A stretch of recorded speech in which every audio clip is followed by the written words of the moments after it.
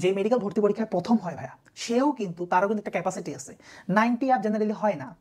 কোনোবার Allion কিছু মানুষজন আইসা 91 92 ও পেয়ে যায় বাট ওইটা ক্রস করে এর বেশি যায় না কিন্তু আলটিমেটলি হিউম্যান ক্যাপাসিটি একটা বিষয় আছে সো এই জন্যই কখনো 100% কমন পাওয়ার আশায়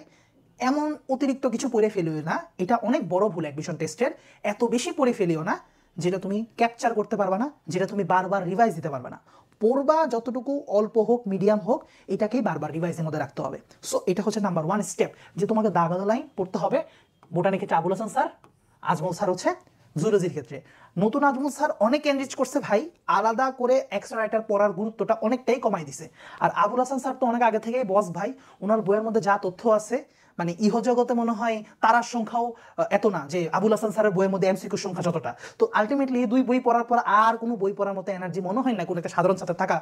সম্ভব সো আমরা শুধুমাত্র দাগানো লাইনগুলোতে ফোকাস করবো